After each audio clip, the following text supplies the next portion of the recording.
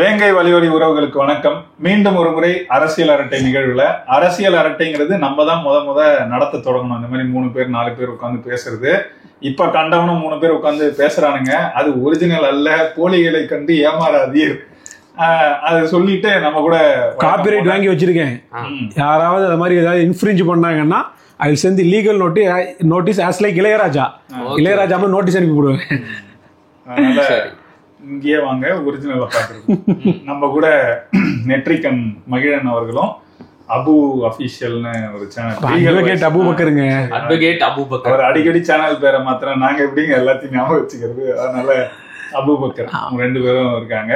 வாங்க பேசுவோம். வணக்கம். வணக்கம்.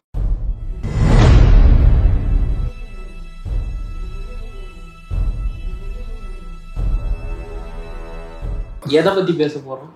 சனிக்கிழமை ஆச்சு. சரி. ஓ, அது நேத்துதான். அப்ப வெயிட் இருங்க, அது விட்டு பேப்பர் எடுத்துக்கிறேன். அவர் மட்டும் தான் எடுப்பாரா?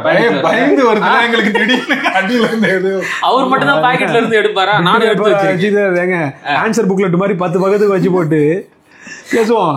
மொத்தமா 15 பதில எங்க வச்சானுங்க அப்படின்னு தேடலாம். எடுபட்ட பையா புசி ஆனந்து ஒரிஜினல் நிர்மல் குமார் எங்க வச்சிருக்கேன். ஐயோ, இன்னைக்கு நடந்த காமெடி எல்லாம் நீங்க எல்லாம் வந்திருக்கீங்க. என் உசுர வாங்குறீங்க, வந்திருக்கீங்கடா. வந்து சொல்லி மாளாது. வழக்கம் போலதான் ஏதாச்சும் ஒரு ஊருக்கு போறாங்க. எந்த ஊரு? நாமக்கல். நமாக்கால். நமாக்கால். ஓ, அதுல இருந்து இந்த வெள்ளக்காரன் தூத்துக்குடின்னு வாயில வரும், டுட்டிக்கோரின் ஏதோ வாயில வராம வச்சான். நீ ஏன் வெள்ளக்காரன் காலம் வரைக்கும் போற? இப்ப ரீசெண்ட் பெர்ஃபார்மன்ஸ் யார் இதெல்லாம் செய்யறது? யார் செய்யறது? யாரு தெரியலண்ணா, எனக்கும் தெரியல. தெரியாம என்னடா நீங்க? யாரு? ஔவையார். ஔவையார் வள்ளுவார். அவரு நாமக்கலுக்கு வந்தா நாமக்கல்ல எப்படி சொல்லுவாரு? நமக்கால். அதுதான் சொல்லியிருக்காரு. நீங்க பாட்டு தப்பா நினைச்சல தளபதியை போய் குறை சொன்னீங்க. வெள்ளக்காரனுக்கு தமிழ் வரல, இந்திக்காரனுக்கு தமிழ் வரல அப்படின்னா தமிழ் தானே விஜய். அவரும் நமக்கால்னா அபு, இன்றைய பேச்சு முழுக்க இப்படிதான் இருந்துச்சு.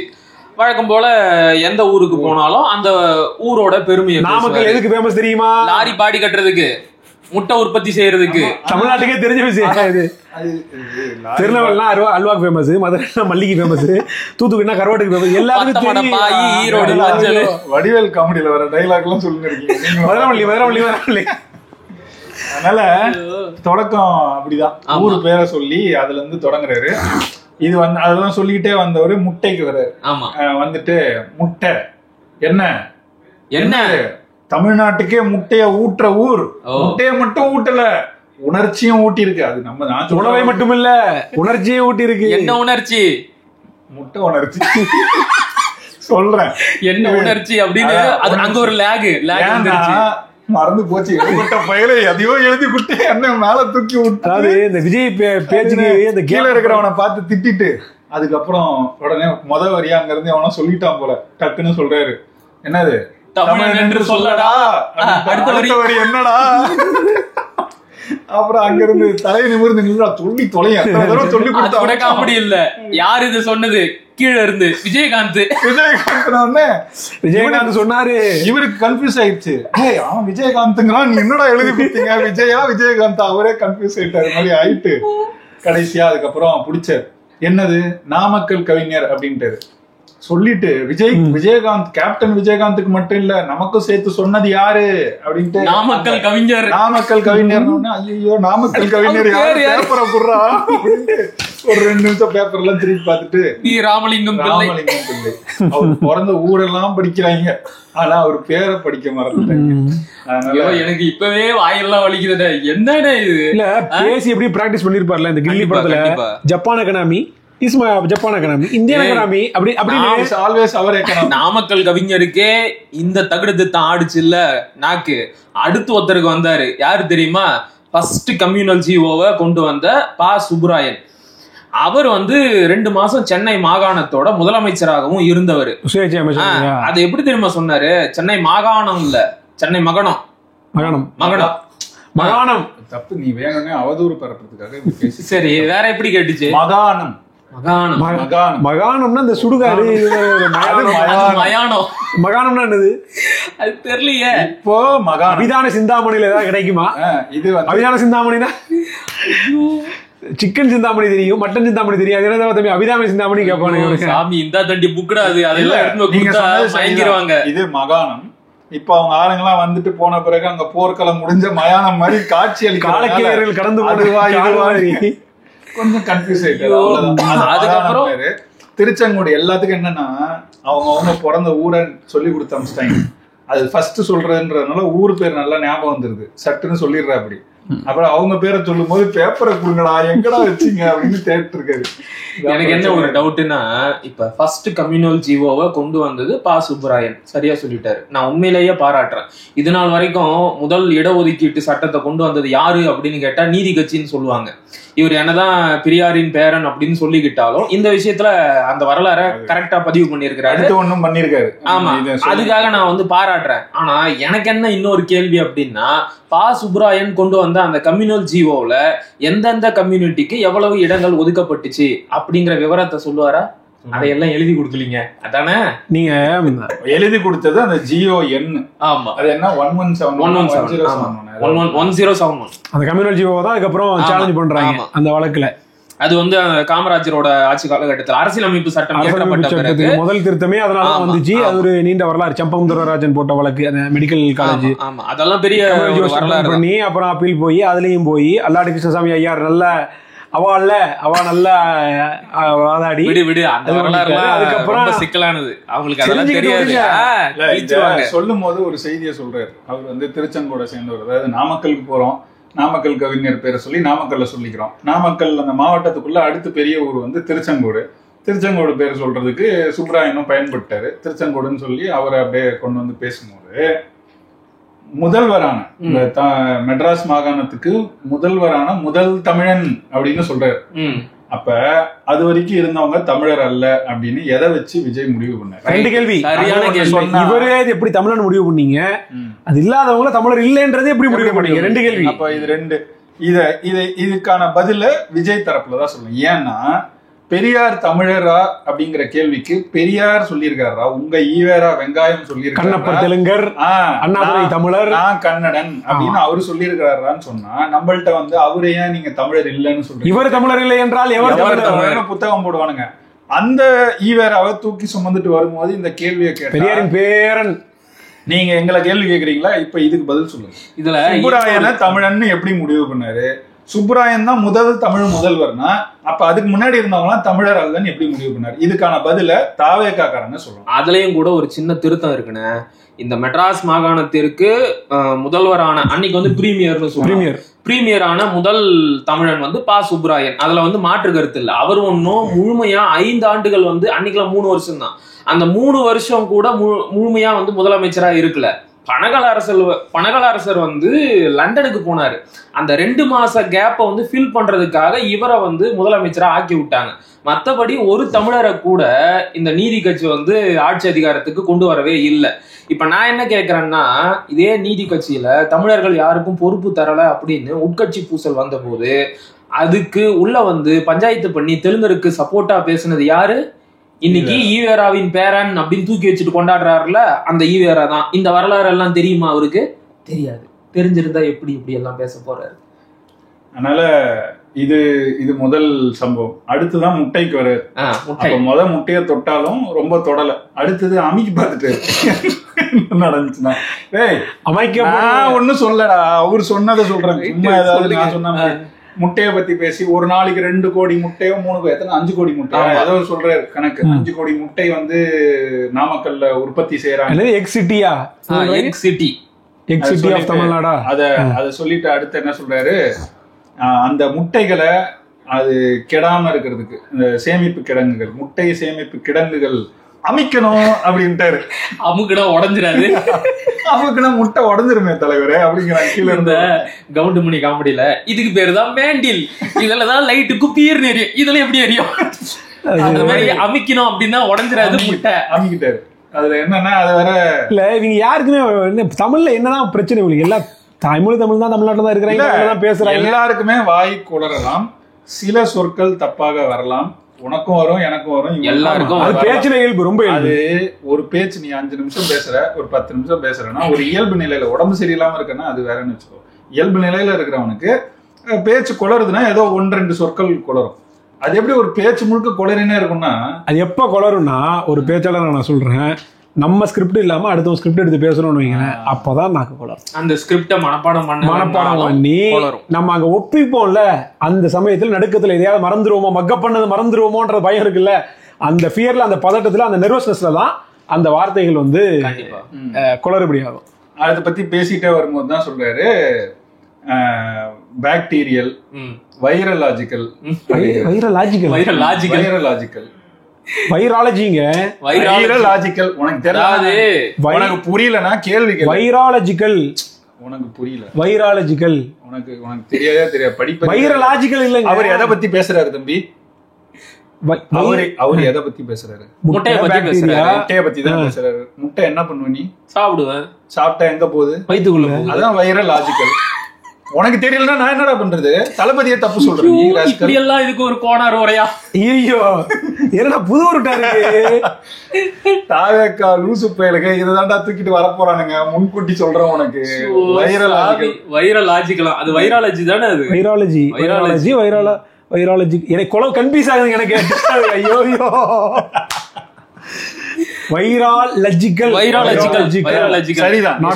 அதாவது அதிகமா உற்பத்தி ஆகிற முட்டைகளை பாதுகாத்து சேமிச்சு வைக்கிறதுக்கு ஒரு பயாலஜிக்கல், வைராலஜிக்கல் ஆராய்ச்சி மையம் அமைக்கணும். நீ சொல்ல கரெக்ட். ஆமா, அடுத்து போங்க. வைராலஜிக்கல் கரெக்ட், வைரலாஜிக்கல்ன்றது தப்பு. தளபதி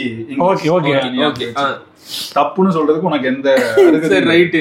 அடுத்தது என்னன்னா, அடுத்து திடீர்னு பார்த்தா நம்ம கமலஹாசன் மோடுக்கு போயிட்டு ரம்பம்பம் ரம்பம் அடி, என்னடா திடீர்னு பாட்டுலாம் பாடுறேன்னு பார்த்தா இந்த கிட்னி திருட்டு இருக்குல்ல, அதை பத்தி நான் ஏற்கனவே திருச்சியில பேசிட்டேன். இருந்தாலும் அது முதல்ல நடந்தது நாமக்கல்ல தான். அதிகமான மக்கள் இங்கதான் அதை சொல்ல வந்தவரு. அது ஆரம்பம் பம்பம் அப்படின்ட்டாரு அந்த இடத்துல. இல்ல மைக் எதுவும் எக்கோ அடிக்க இல்லையா? அது மைக்ல பிரச்சனை இருந்துச்சு, அத கடைசியா சொன்னாரு. ஆனா அது சில இடங்கள்ல நடந்துச்சு, அத நம்ம பிழைன்னு சொல்லல. வாயில ஏற்பட்ட எக்கோவா? ஆமா, எக்கோ மட்டும் இல்ல, கையில இருக்கிற பேப்பர் வந்து காத்துல கலைஞ்சு போயிருச்சு, அந்த சீக்வன்ஸ் மாறிடுச்சு. அடுத்து என்ன பேசணும் அப்படிங்கறது தெரியல. அந்த பதற்றத்துல வாய் இப்படி எல்லாம் ரம்பம்பம் அப்படின்னு சொல்லி பாட்டு பாட ஆரம்பிச்சிருச்சு. வழக்கம் போலதான் ஒவ்வொரு தொகுதிக்கு போனா அங்க இருக்கிற பிரச்சனைய பேசுவாரு. அந்த தொகுதிக்கு இவங்க கொடுத்த வாக்குறுதியா நிறைவேற்றல அப்படிங்கறத பட்டியல் போடுவாரு. அதே கதை தான் இங்கேயும் நடந்துச்சு. இதையெல்லாம் செய்யறேன்னு சொன்னாங்களே, செஞ்சாங்களா அப்படின்னு ஒரு 4 வாட்டி கேட்டாரு. எதையும் செய்யல அப்படின்னு உடனே அவ்வளவுதான் எடுத்து ஏற கட்டிட்டு என்னன்னா, இந்த நியூஸ் வாசிக்கிறவங்க எல்லாம் பாத்திருக்கேன். நீ பழைய டிடி நியூஸ், சன் நியூஸ்லாம் 10 பேப்பர் வச்சிருப்பாங்க. முன்னாடி பெருசா ப்ராம்ப்டர் இருக்குமா? பேப்பர் வச்சிருப்பாங்க. அந்த பேப்பரை பார்த்து படிப்பாங்க. படிக்கும் போது என்னன்னா, இந்த இவர் இன்னைக்கு செஞ்சது அதுதான் கிட்டத்தட்ட அப்படியே பார்த்து 1071 அப்படிங்கிறது. அடுத்து உங்களோட தேர்தல் வாக்குறுதி 61,546. அத நியூஸ் படிக்கிறவங்க படிப்பான் சார். நீங்க செய்தியை சொல்லுங்க. அது சொல்லாம உட்காந்து அவங்க கொடுத்ததுல, அவங்க தேர்தல் அறிக்கைய போற இடத்துல இந்த உங்க ஊருக்கு என்ன தேர்தல் அறிக்கை கொடுத்தாங்கன்னு பேசுறது பிரச்சனையா? அத அவங்க பேசுவான். அத அவங்க செய்யலங்கிறத சுட்டி காட்டுறதுதானே உங்களோட கடமை. சுட்டி காட்டல நாங்க வந்து எப்படி செய்வோம் அத சொல்ல வந்தார். அந்த இடத்துல ஒரு காமெடி என்னன்னா, சரி இதெல்லாம் கேக்குறீங்களே, நீங்க என்ன சொல்லுவீங்கன்னா, எங்களோட தேர்தல் அறிக்கையில செல்வம் அப்படின்ட்டாரு. செல்வமா? காருக்கு தேர்தல் அறிக்கைய செஞ்சு அனுப்புவாரோ? சொல்லுவோம். சாரி, அந்த இடத்துல யோ இது வரைக்கும் நீ 10 சாரி கேட்டிருக்கணும். அந்த இடத்துல மட்டும் என்ன செல்வம்ட்டு சாரி செய்வோம். அப்ப அதுக்கு முன்னாடி சொன்ன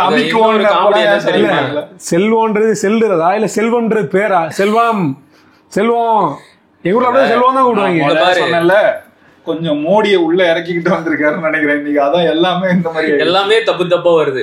இன்னொரு விஷயம் என்னன்னா, நம்ம விமர்சனத்தை எல்லாம் கவனிக்கிறாரோன்னு தோணுது எனக்கு. ஏன் போன வாரம் வந்து இதே விமர்சனத்தை தான் முன் வச்சோம். எல்லா தொகுதிக்கும் வருவாருங்க, அந்த தொகுதி இருக்கிற பிரச்சனையை பேசுவாரு, எதுக்கும் சொல்யூஷன் சொல்ல மாட்டாரு.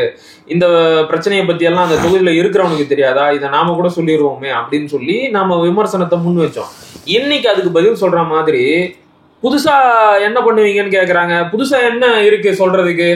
நிலாவுக்கு ரோடு போடுவோம்னு சொல்றதா, அமெரிக்காவுக்கு ஒத்தடி பாதை போடுவோம்னு சொல்றதா, வீட்டுக்குள்ள ஏரோப்ளேன் ஓட்டுவேன் அப்படின்னு, ஐடி கம்பெனி தொடங்குவோம்னு சொல்றா, மார்ஸ்ல ஐடி கம்பெனி தொடங்குறதா, இப்படி எல்லாம் சொல்றீங்களா? நாங்க சாத்தியமானதுதான் சொல்லுவோம். ஐயா அதான் சொல்லு, அது என்னன்னு சொல்லு. அதை எப்படி சொல்றாரு? நான் இதுவும் பார்த்துட்டேன், இது 3வது முறை சொல்றாரு இந்த மாதிரி. எது நடைக்கு சாத்தியமோ நடைக்கு சாத்தியமோ, அதுனா நடைக்கு சாத்தியம் ஒண்ணு, சைக்கிளுக்கு சாத்தியம் ஒண்ணு, காருக்கு சாத்தியம் ஒண்ணு, நடைமுறைக்கு ஓடுறதுக்கு சாத்தியம் ஒண்ணு நான் வச்சிருக்காங்க. அது நடைமுறைக்கு சாத்தியம் சொல்லணும். ஒண்ணே அப்படி சொல்லு, இல்ல எது செய்ய முடியுமோ அப்படின்னு ரொம்ப சிம்பிளா சொல்லிட்டு போ. எழுதி கொடுக்கறவன் இருக்கான்ல, அவனுக்கு ஒழுங்கா எழுதி கொடுக்க தெரியாம தூய தமிழ் எதுக்கு எழுதி கொடுத்துட்டு இருக்காங்க? தூய தமிழ் சரியா இல்லையே, சரியா இருக்கணும்ல. நடைமுறைக்கு நடக்கிறத பேசுவாங்க, நடக்கிறத செய்வாங்க, இப்படி பேசிட்டு போகுது. நடை என்னமோ ஒண்ணு எதையோ எழுதி கொடுக்குறாங்க. ஓ, பேச்சு நடையா? அதாவது நடை பேச்சு நடை. பேச்சு நடையில கூட நடைக்கு சாத்தியம் அப்படின்னு யாரும் சொல்ல மாட்டாங்க. நடைமுறைக்கு ஆவறத பாருப்பா, இல்லன்னா ஆகிறத பேசுப்பா அப்படின்னு தான் சொல்லுவாங்க.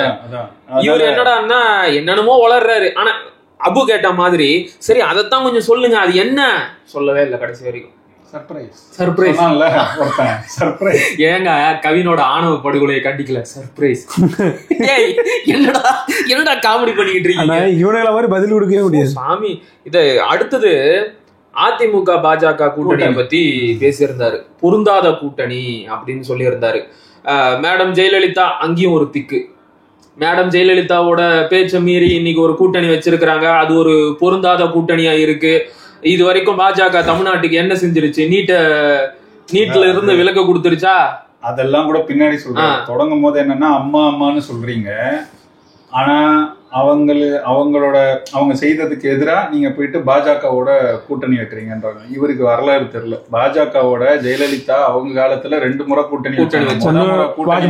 98ல ரெண்டாவது முறை வைக்கும் போதும் வாஜ்பாய் கிட்டத்தட்ட 13 மாதம் நினைக்கிறேன். அதான் அது முதல்ல அமைச்சரவை தாங்கி பிடிச்சது. அதுக்கப்புறம் மறுபடியும் அதுக்கு பிறகு என்ன 96ல வாக்குறுதி கொடுத்துட்டு அதுக்கப்புறம் திரும்ப வச்சாங்க. 98ல தான் முதன்மையா அந்த ஒரு 13 மாத காலம்.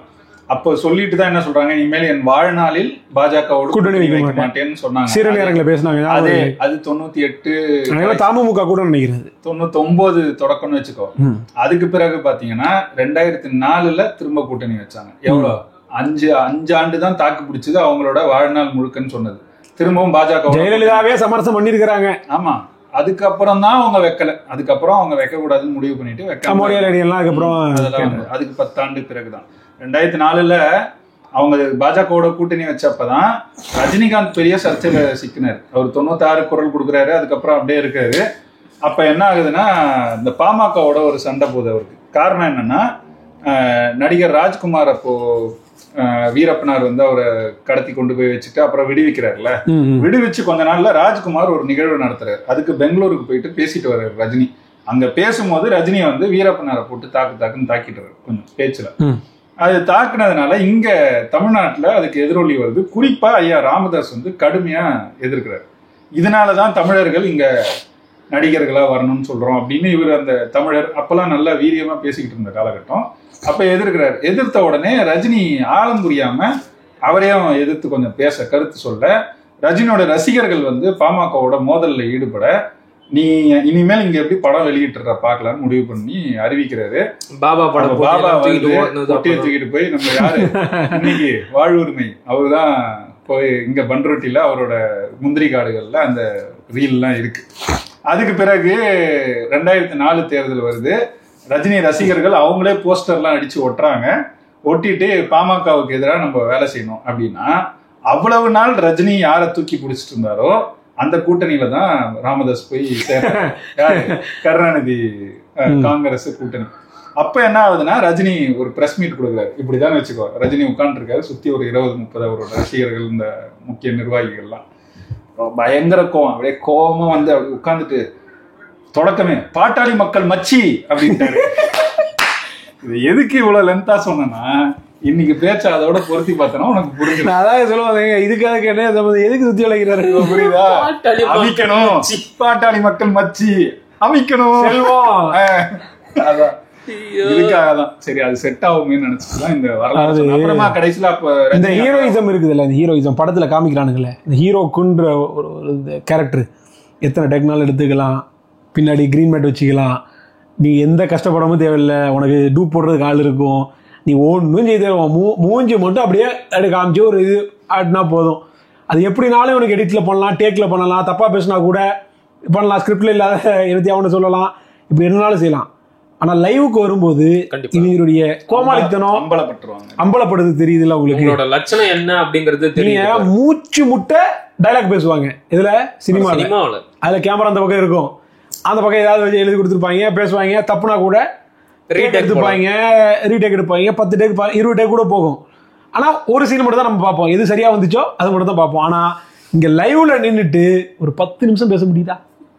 2 மணி நேரம் 2.5 மணி நேரம் ஹீரோவா பறந்து அடிச்சு டைலாக் பேசி எல்லாம் பண்ணி வில்லனை கதற விட்டு இப்படி எல்லாம் ஹீரோயிசம் காட்டுற இந்த ஹீரோக்களால வாழ்க்கையில எல்லா திரைப்பட கதாநாயகர்களும் இவனுக்கு எவ்வளவு பெரிய கோமாளிகள் இப்ப தெரியுதா? ரஜினிக்கு வந்து ஒரு 4 பிரஸ் மீட் தேவைப்பட்டுச்சு அவர் அம்பலப்படுறதுக்கு. எந்த 7 பேர்னு கேட்டாரு. இந்த சமூக விரோதிகள் சமூக விரோதிகள் அப்படிலாம் பண்ணி அவரா அம்பலப்பட்டாருன்னு வச்சுக்கோ. இவர் இன்னும் இது வரைக்கும் அந்த இடத்துக்கு கூட வரல. பிரஸ் மீட் இன்னைக்கு காலைல மைக் நிட்டுறாங்க, சார் சார் சார் சார்னு ஓடிட்டாரு. ட்ரெயின்ல இருப்பான்ல காப்பி காப்பி காப்பின்னு மாதிரி சார் பேட்டி பேட்டி பேட்டிங்கிறானு. நடக்காது நடக்காது நடக்காது தம்பி, நடக்காது. வெளிப்படையா தெரியுறது என்னன்னா அவர் வந்து அதிமுக வாக்குகளை குறி வைக்கிறாரு. வாக்குகள்லாம் இல்ல, இன்னமும் கூட்டணிக்கு விரும்புறாருன்னு தான் நான் அன்னைக்கு விவாதத்துல கூட்டணி உடஞ்சிடும் இப்பயும் நம்ம போய் சேர்ந்து 10 நாளைக்கு முன்னாடி நான் தந்தி விவாதத்திலே குறிப்பிட்டேன். திமுக இருந்து காங்கிரஸ் கலண்டாலோ அதிமுக இருந்து பாஜக கலண்டாலோ இவர் காங்கிரஸ் கூட கூட்டணி வைக்கிறதுக்கோ அதிமுக கூட்டணி வைக்கிறதுக்கோ 100% தயாரா இருக்காரு நான் சொன்னேன். இப்ப இன்றைய பேச்சுல இருந்து தெளிவா தெரியுது என்ன அப்படின்னா, நான் என்ன இப்படி கூட அமையும். திமுக இருந்து காங்கிரஸ் வெளியே வந்துருச்சு, பாஜக அதிமுக வந்துச்சு அப்படின்னா காங்கிரஸ் அதிமுக தாவேக இந்த கூட்டணி கூட இப்படி கூட ஒரே கூட்டணியா கூட அமையும். வாய்ப்பு இருக்கு. அதான் வாய்ப்பு இருக்கு. ரொம்ப எளிமையா சொல்றேன், பொருந்தா கூட்டணின்னு சொல்றதுக்கு இவருக்கு என்ன தேவை? பொருந்துதா இல்லையான்றத அவங்கதான் கவலைப்படணும். அதிமுக தரப்புல சொல்லணும் இல்ல பாஜக சொல்லணும். நீங்க யாரு அதை பொருந்தா கூட்டணி? அவங்க பொருந்திதான் ரொம்ப ஆண்டுகளா ஒன்னா இருக்காங்க. என் கூட கூட்டணி வைக்கிறேன்னு சொல்லிட்டு அப்படி நீங்க போய் அவங்க கூட கூட்டணி வைக்கலாம். இந்த கேள்விதானே வருது. எடப்பாடி கிட்ட 85 சீட்டு கெஞ்சினாரு தெரியும், காரணம் கேட்டாரு. அப்புறம் துணை முதலமைச்சர் பதவியா இன்னொரு 2.5 வருஷம் நான் முதலமைச்சர் 2 பேச்சு வந்துச்சு. ஒன்னு துணை முதலமைச்சர் தரணும், அங்க பவன் கல்யாண் மாதிரி எனக்கு இங்க தந்துடணும், 2.5 வருஷம் நீங்க இருந்துக்குங்க, 2.5 வருஷம் நான் இருப்பேன், இப்படி தந்துடணும்னு இது பண்ணாரு. எடப்பாடி பார்த்தாரு, இவன் அன்கண்டஸ்டடு ஒன்றும் கிடையாது இவனுக்கு. என்னதான் இருந்தாலும் அவங்க மேலே 1000 வருஷம் இருந்தாலும் கலா அரசியல் தெரிஞ்சவங்க, எலக்ட்ரல் பாலிடிக்ஸ்ல திமுக அதிமுக காரங்க பலந்துன்னு கொட்டப்பட்டவங்க. கிளைச்செயலாளர் அப்படி வேலை செய்வான். எலக்ட்ரல் பாலிடிக்ஸ்ல மதிப்பிடவே முடியாது. ஓட் பூத்ல இருக்கான் தெரியுமா, அவனுக்கு தெரியும், அவன் தான் கட்சி. அதனால அந்த விஷயம்லாம் எடப்பாடி நல்லா தெரியும். இந்த வயசு எல்லா காசு இவங்க கூட போறது இல்லை, தேர்தல் வரட்டும், சீட்டு கம்மியா வருவான், 20-30 சீட்டை கொடுத்து விட்டு இப்படிதான் யோசிச்சாரு.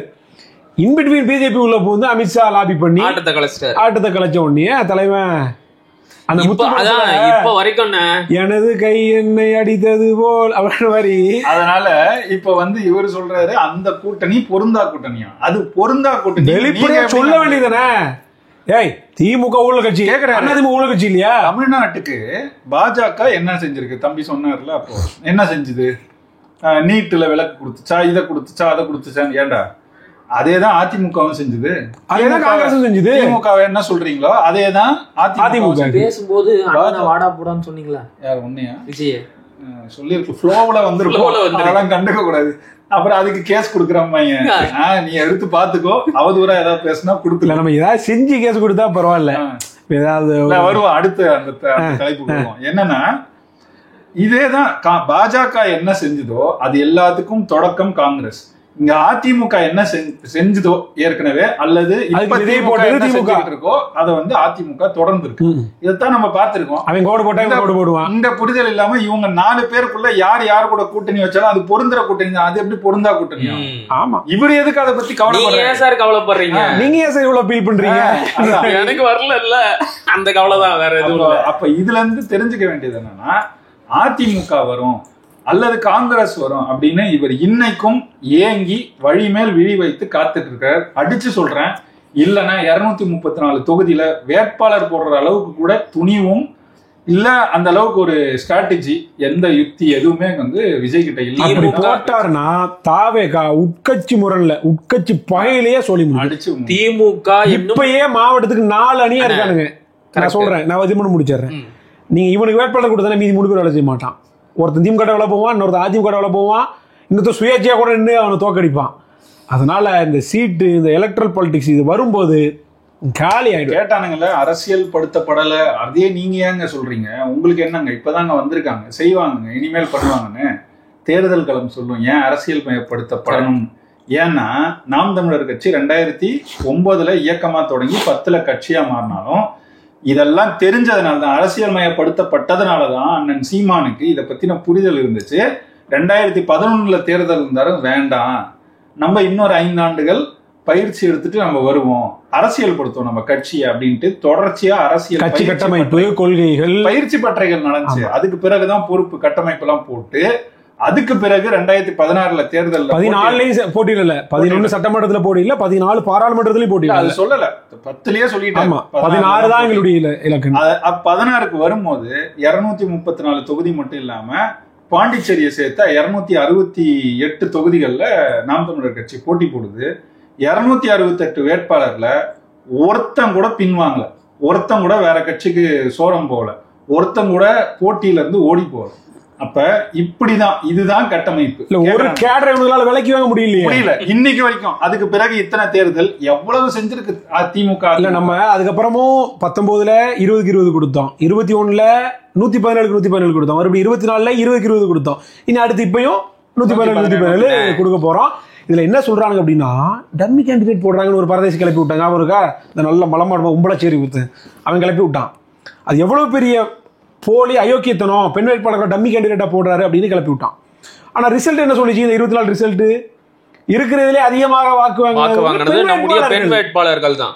அப்போ வாப்படி பார்த்தா டம்மி கேண்டிடேட் போட்டே நாங்க ஜெயிச்சிட்டோம், அப்ப நல்ல கேண்டிடேட் போட்ட நாங்க தான் எம்பி இவன் சொல்லிட்டு இருக்காங்க. இல்ல போக்குல இவங்க அண்ணன் எதுவும் சொன்னியும் ஹலோ சரி ஃப்ளோவுல எனக்கு வரும். அப்ப இருக்கிறதுல உச்சபட்சமா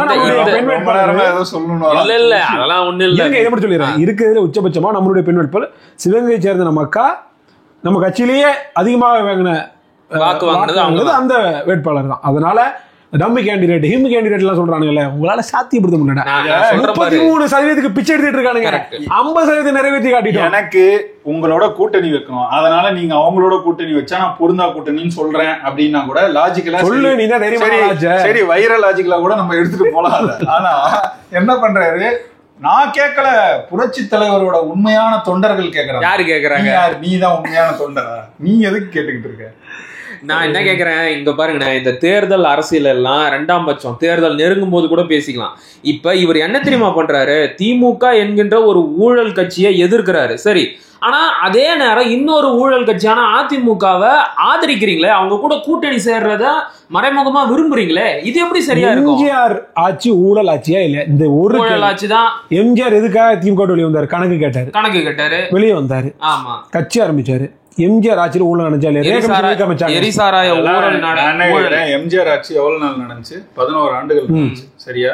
அந்த 11 ஆண்டுகள்ல எப்பயாவது ஒரு முறையாவது அவர் என்ன கேட்டாராங்க? ஆட்சியில இருக்கிறவங்க அமைச்சர்கள் எல்லாரும் வந்து கணக்கு சமர்ப்பிக்கணும். இவர் சமர்ப்பிச்சு கொடுக்கல.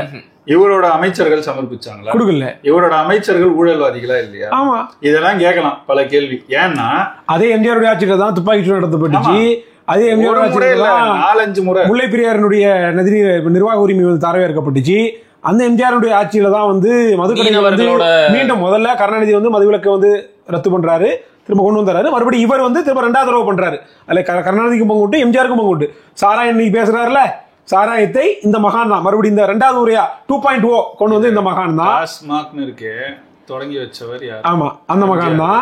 அது மாதிரி கல்விகள் பெரும்பாலும் இன்னைக்கு வந்து இந்த கல்வி என்ன சொல்றாங்களே, கல்வி செம்மலா? ஆமா, கல்வி செம்மல், கல்வி வள்ளல், கல்வி வள்ளல் இதெல்லாம் சொல்றாங்கல்ல. இந்த கல்வி வள்ளல்கள் யார? காசுக்காக கல்வியை மாத்தி ஒட்டுமொத்தமாக தனியார் மயத்தை அதிகபட்சம் ரவுடித்தனம் பண்ணவங்க எல்லாத்தையும் கல்வி தந்தை கல்வி தந்தையா மாற்றி இவர்கள் எல்லாம் கொண்டு வந்தது இந்த ஆட்சி தான். குறிப்பாக அந்த நதிநீர் குழாய் ஊழல், ஏகப்பட்ட ஊழல் அவர் ஆட்சியிலே. குறிப்பாக மெட்ரிகுலேஷன் பள்ளிகள் இருக்குதுல்ல, அது அதிகமாக தமிழ்நாடு முழுமைக்கும் பெருக்கெடுத்து அரசு பள்ளிகளை மட்டப்படுத்தி நாசமாக்கி அரசுப்பால் இருந்த அந்த கல்வியை வியாபாரமாக்கி எம்ஜிஆருடைய ஆட்சி. மறுக்க முடியுமா? வரைக்கும் எங்க நவோதயா பள்ளியை பத்தி நம்ம பேசுறோம்ல, அதை எதிர்க்கிறோம், வரக்கூடாது அப்படின்னு பேசுறோம்ல. அதிமுக ஆட்சியில தடுத்தாங்க, போன எடப்பாடி ஆட்சியில. அந்த நவோதயா பள்ளி முதல்ல அறிமுகப்படுத்தப்பட்ட போது தமிழ்நாட்டுக்குள்ளும் உள்ளே கொண்டு வந்து தொடங்கி விட்டவர் இந்த எம்ஜிஆர் தான். இப்போ இன்னொன்னு சொல்லணும், கம்யூனல் ஜீவோ பத்தி பேசுறாருல, சமூக நீதி, மதச்சார்பற்ற சமூக நீதி, பொருளாதார அடிப்படையில் இடஒதுக்கீட்டு அதுக்காக தேர்தல்ல தோத்து போனது எம்ஜிஆர், அது தெரியுமா? பாராளுமன்ற தோக்கவே. நேத்து பத்திரிகையாளர் சந்திப்புல அண்ணன் வந்து திமுகவையும் அதிமுகவையும் தான் சனியன்னு சொன்னாரு. எம்ஜிஆர் சொல்லிட்டாரு, இவ்வளோ தீமைகளை செஞ்சவரை சனியன்னு சொல்லி இருந்தாலும் தப்பு இல்ல. நான் ரொம்ப தெளிவா சொல்லுவோம், அதுக்கும் ஒரு சின்ன விளக்கத்தை கொடுத்துருவோம். என்னன்னா, சொல்லும் போது சொல்றாரு, அவர் மாற்றம்னா அவர் சொல்லவே இல்லை, அவருக்காக நீங்க ஏங்க சொல்றீங்க? இப்ப நான் சொன்னல வைரலாஜிக்கலுக்கு நான் சொல்லும் போது நீ சொன்னல நீங்க ஏங்க பொழிப்பு, அந்த மாதிரி நேத்து கேக்குறாங்க. அவங்க கேட்கும் போது மாற்றம்ன்ற சொல்ல அவரு சொல்லலையே, எதுல மாற்று? ஒரு திமுகவுல வந்து 2 இட்லி, அதிமுகவுல வந்து 2 தோசை எடுத்து போட்டுக்கிட்டாரு. அண்ணாவை எடுத்துக்கிட்டாரு, எம்ஜிஆர் எடுத்துக்கிட்டாரு. இது ஒரு சனியை, இது ஒரு சனியை. இப்ப ஃப்ளோவில் சொல்லும் போது புரியுதுல, திமுக ஒரு சனியை, அதிமுக ஒரு சனியை, 2ல இருந்து எடுத்து ஒரு ஒட்டு போட்ட சட்டையை மாட்டிக்கிட்டு வந்து சனிக்கிழமை வந்துடுறாருன்றதுதான் அதை சொல்றாரு அவர் ஒரு ஃப்ளோல. இத புரிஞ்சுக்க தெரியல அப்படின்னா சரி, புரிஞ்சுக்கலாம் தெரியும். வன்மத்துக்கு பேசுறவன் யாரு? திமுக அதிமுக காரன் சொல்லிக்கலாம், நம்ம பதில் சொல்லிக்கலாம். அமித்ஷா திமுக, அதான் அமித்ஷா திமுகவும் இந்த திருட்டு திமுக ரெண்டும் பேசுதுன்னா பரவாயில்ல. இது ரெண்டுக்கு நடுவுல இந்த 2 ஒட்டு போட்ட சட்டை போட்டு ஒட்டு போட்ட சட்டை. அண்ணா யார் தெரியுமா, எம்ஜிஆர் யாரு தெரியுமா? இங்க வா, ஒரு 10 நிமிஷம் பேசு. அண்ணா யாரு, எம்ஜிஆர் யாரு, பேசு பாப்போம். அவங்க ஆட்சியில என்னென்ன கொடுமைகள் நடந்துச்சு பேசு. அவனுங்களை விட அவருக்கே பேச தெரியல. ஒரு வாரம் கூட இருக்காது, அண்ணன் சீமான் ஒரு வாரத்துக்கு முன்னாடி ஒரு செய்தியாளர் சந்திப்புல பேசும்போதும், அண்ணா இருந்த வரைக்கும் ஆட்சி பரவாயில்ல, சில விமர்சனங்கள் தவிர்த்து, ஆமா சில விமர்சனங்கள் இருந்தாலும் இந்த மாதிரி ஊழல் குற்றச்சாட்டு எல்லாம் பெருசா கிடையாது. அவரு ஆட்சியில 2 அமைச்சர்கள் மேல ஊழல் குற்றச்சாட்டு இருந்துச்சு. அதுல ஒருத்தர் கருணாநிதி, ஆட்சி அவர்கிட்டயே போகுது. மாதவன் நினைக்கிறேன் இன்னொருத்தர், அவங்க 2 பேர் மேலதான் குற்றச்சாட்டுகள் இருந்துச்சு. அவரும் மாதவனும் இவரு கூட அதுக்கப்புறம் போய் தொடர்ச்சியா இருக்கிறாரு. நல்லா ஊழல்வாதிகளாவே எல்லாரும் மாறிடுறாங்க. அந்த கட்சியும் ஊழல்வாதியா மாறிடுது. கட்சியில அந்த கட்சியும் இவரோட குடும்ப கட்சியா மாத்தி இன்னைக்கு நிறுத்தி இருக்கிறாருங்கிறத அதைத்தான் அன்னைக்கே சொல்லும் போது சொல்றாரு, ஒரு நெடுஞ்செழியன் கிட்ட வராம ஒரு கொடுஞ்சனியன் கிட்ட போனதுனால இப்படி ஆயிடுச்சுன்னு சொல்றாரு. அப்படி சொல்லணும்னா இப்படி நேரடியாவே சொல்லுவாரு. அன்னைக்கு எனக்கு என்னன்னா, அன்னைக்கு கொடுஞ்சனியன் யார சொன்னாரு? அன்னைக்கு பொங்காத திமுக காரன் நேத்து திமுக அதிமுக அண்ணா எம்ஜிஆர் அப்படின்னு சொல்லிட்டு 2 சனியன்னு சொன்ன உடனே அண்ணாவா சொல்லிட்டியா, எம்ஜிஆர் சொல்லிட்டியா அப்படின்னு வந்து கதறானுங்க. அப்ப கருணாநிதி யாரு ஒரு வாரம் முன்னாடி சொல்லும் போது கம்மன் தானடா இருந்தீங்க, இப்ப என்னடா வந்து கொந்தளிக்கிறீங்க? காமெடி. கடைசியில இன்றைய கூட்டம் எப்படி முடிச்சாரு அப்படின்னா, ஒரு செங்கோலை வாங்கி முடித்து கொண்டார்.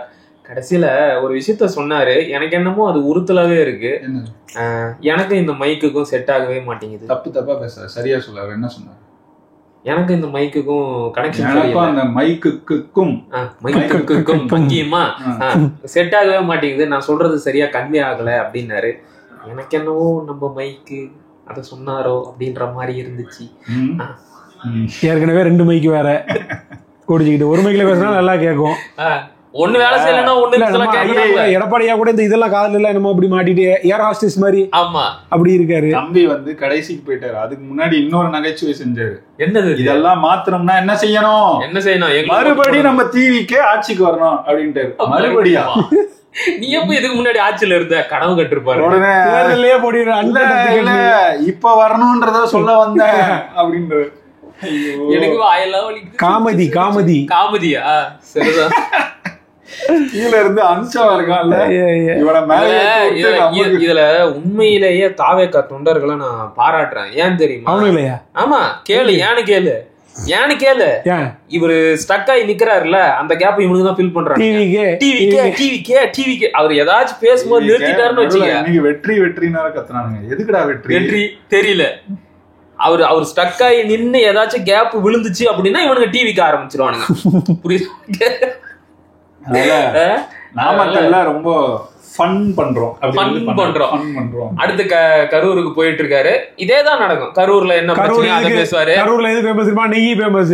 செந்தில் பாலாஜி 10 ரூபாய். சரி, என்னெல்லாம் பேசுவாருன்னு சும்மா கரூர்ல என்ன பிரச்சனையோ அதை பேசுவாருன்னு. குவார்டருக்கு 10 ரூபாய் கூட வச்சு வித்தாங்க. செந்தில் பாலாஜி பத்தி பேசுவார். செந்தில் பாலாஜி 10 ரூபாய் அதை பேசுவார். சரியா? கொஸ்டின் பேப்பரா அவுட் பண்றோம். வேற என்ன பேசுவாரு? கரூர் நெய். அப்புறம் அவுட் ஆஃப் சிலபஸ் ஆயிரும். இப்ப நாங்க சொன்னதுல குறைஞ்சது செந்தில் பாலாஜியும் 10 ரூபாயும் பேசுவாரு. நெய் பத்தி பேசுவாரு. கரூர் நெய், காங்கேயம் காலை. கடைசியா இன்னும் ஒரே ஒரு தலைப்பு, ஏற்கனவே நீங்க பேசும்போது பின்னாடி பேசலாம்னு சொன்னேன். சாட்டை துரைமுருகன் மேல ஒரு வழக்கு போட்டிருக்காங்க. இப்போ அது என்னன்னா, வழக்கு போல புகார் கொடுத்திருக்கானுங்க. வழக்கா போட்டாங்க, வழக்கு போல நினைக்கிறேன். புகார் கொடுத்திருக்காங்க. புகார் தேசிய மகளிர் ஆணையத்துல புகார் கொடுத்திருக்காங்க. எதுக்கு தேசிய மகளிர் ஆணையம்? அவங்களோட பெண் தொண்டர்களை ஒருமையில பேசிட்டாங்க. என்னன்னு, ஒருத்தி வந்து விஜய பாத்துட்டான்னு அழுகுறா, ஒருத்தி வந்து விஜய பாக்கலன்னு அழுகுறா. அப்படி வந்து எனக்கு ஹஸ்பண்ட விட எனக்கு விஜய் தான் முக்கியம். என்ன அப்படி சிரிக்கிறாரு? அதுக்கப்புறம் போனை காணும்னு அழுகுறாங்க. இதெல்லாம் செஞ்சு காமிச்சாரு. துரை எப்படி செய்வாருன்னு தெரியல, அது மாதிரி செஞ்சு காமிச்ச உடனே இவனுங்களுக்கு வெறுப்பாயிட்டானுங்க. புகார் கொடுத்து இந்த வழக்கே நிக்காதுரா, ஏன்டா சும்மாவே அந்த ஆள் ஆடுவான், சலங்கு வேற கட்டி விடுறீங்க. ஐயோ இன்னத்துக்கு நாமக்கல் சம்பவத்தை செஞ்சுட்டு இருப்பாரு. ஆமா, ஏற்கனவே இவனுங்க புகார் கொடுத்த உடனே திரும்ப அதே பர்ஃபார்மன்ஸ் இன்னொரு முறை செஞ்சு காமிச்சு மீண்டும் மீண்டும் அவங்களை புண்படுத்தி விடுறாங்க. கூட நெஞ்சமெல்லாம் புண்ணா இல்ல. நான் வந்து அவங்கள ஒருமையில பேசிட்டேன்னு சொல்றீங்களே, தாவேக்கா தொண்டர்கள் இன்ஸ்டாகிராம்ல என்ன எவ்வளவு மோசமா எனக்கு லைன்ல வரானுங்கண்ணே. அட அது முக்கியம் இல்ல, ஒவ்வொருத்தனோட பேரை பத்தியா? இந்த கில்லி படத்துல விஜய்க்கு அப்பாவா இருந்தவரு ஒவ்வொருத்தன் பேரை பத்தியா? இப்போ ஒண்ணு பேசுச்சே டிஸ்கவரி சேனல், அது மாதிரி டோப்பு சோலு அவங்க எல்லாம் செஞ்சா கூட பரவாயில்ல, ஓரளவு பெரிய அளவுக்கு அறியப்பட்டவங்கன்னு செய்யலாம். நான் அந்த அளவுக்கு ஒன்னும் தாக்கியம் பெருசா எழுதல, ஒன்னும் பண்ணல. ஏன் டைம் லைன்ல வந்து கதருன்னு கதறானுங்க, அசிங்கமா திட்டிட்டு இருக்கானுங்க. ஆனா ரொம்ப ஜாலியா இருக்குண்ணா அவனுக்கு பேசுறதெல்லாம் கேட்கும் போது. எல்லாம் பழகி திமுக திட்டே பார்த்தவங்கடா நாங்க. எங்க கிட்ட போயிட்டு வந்தேன். நான் அடிக்கடி இப்ப சமீபத்துல எல்லாம் சொல்லிக்கிட்டு இருக்கேன், என்னடா உங்க தலைவருக்கு ஒண்ணுமே தெரியலையே, பேசவே தெரியலையே, ஏன் பேசி ஆகணுமான்னா இங்க என்ன பேச்சு போட்டியா நடக்குது? இல்லடா இந்த மாதிரி இந்த தகவல் எல்லாம் தெரியலையே, இங்க வரலாறு எல்லாம் தெரியலையே, வரலாறு எல்லாம் தெரிஞ்சிருக்கணும்னு அவசியமா என்ன? நாளைக்கே போய் அஜித் நடிச்ச படம் நாளைக்கே போய் என்னடா விஜய் குளிக்காம வந்துட்டாரு, ஏன் குளிக்கணும்னு என்ன அவசியமா என்ன? இப்படியே கேட்டாலும் கேட்பானுங்க. அவனுங்களுக்கு எதெல்லாம் தெரியலையோ அதெல்லாம் அவசியம். ரொம்ப எளிமையா கேக்குறேன், பேசியாவணுமா பேச்சு போட்டியானா? நீ இப்ப வேலைக்கு அப்ளை பண்ணும்போது இன்டர்வியூக்கு போற, அங்க போய் பேசுவியா இல்லையா? இவர் நல்லா வேலை செய்வாருங்க, பேசவும் தெரியாது அப்படின்னா வேலை கொடுப்பாங்க? பைத்தியக்கார மாதிரி ஏதாவது பேசிக்கிட்டு இருக்கானுங்க. சரி, ஓகே, ஒரு பேச்சு. இப்படியாக இன்றைய நாமக்கல் சுற்றுப்பயணம் முடிந்ததா? எல்லாம் பேசினாரு. நாமக்கல்ல அந்த நாமக்கல் மலை இருக்கும்ல, அங்க டவுன்லயே இருக்கும், அங்க ஒரு ஆஞ்சநேயர் கோயில் இருக்கும். அந்த ஆஞ்சநேயரை மட்டும் ஏன் சொல்லாம போனாரு? போன வாட்டி சொன்னாருல்ல, நாகப்பட்டினத்துல சொன்னா அது வந்து ஒரு மதத்தின் சார்பா போயிரும்ல. அப்ப நாகப்பட்டினத்துல சொல்லும் போது அப்படி போகல. இது பந்தக்காலுக்கு பால் ஊத்துறது, தேங்காயை கையில வச்சு சுத்துறது, அப்புறம் போது அதுல வந்து புஷியானது இருந்தா அப்படி. உனக்கு என்ன தெரியும், இட்னு போறதுக்குள்ள இத கிண்டல் பண்றானுங்க திமுக காரனுங்க. நம்ம வந்து சரி அது ஒரு வட்டார வழக்கு பேசிக்கிறாங்கன்னு கூட நம்ம பார்க்க முடியும். ஆனா இன்னைக்கு பேசின பேச்செல்லாம் பேசாம இருந்தாதான் தப்பு. அதனால இப்படியாக நாமக்கல் பயணம் சென்றது. இனி அடுத்து கரூர்லயா பிரஸ் மீட் சந்திப்பாரா? கிடுக்குப்பிடி கேள்வியுடன் காத்திருக்கிறார்கள் பத்திரிகையாளர்கள். வாய்ப்பு இல்ல, நடக்காது. தேர்தல் நெருக்கத்துல ஐயா ஸ்டாலின் மாதிரி முன்கூட்டியே தயாரிக்கப்பட்ட ஒரு பத்திரிகையாளர் சந்திப்பை நடத்துறதுக்கு ஏற்பாடுகள் போயிட்டு இருக்கு. அதுக்குன்னு பொறுக்கி எடுத்து பத்திரிகையாளர்களை தயார் பண்ணிட்டு இருக்கிறாங்க, யாரும் குறுக்க கேள்வி கேட்டக்கூடாதுன்னு. அப்புறம் இப்போ ஒரு உச்சிக்குடிமி மாமா இருக்காருல்ல, அவர் சேனல்ல ஸ்பெஷலா ஒரு பேட்டிக்கு ஏற்பாடுகள் போயிட்டு இருக்கு. சோ அதையெல்லாம் நம்ம காத்து இருந்து தான் பார்க்கணும். அப்ப எப்படி கண்டென்ட் இருக்கு? கண்டிப்பா இருக்கு. ரைட். மகிழ்ச்சி. நன்றி, வணக்கம். நன்றி.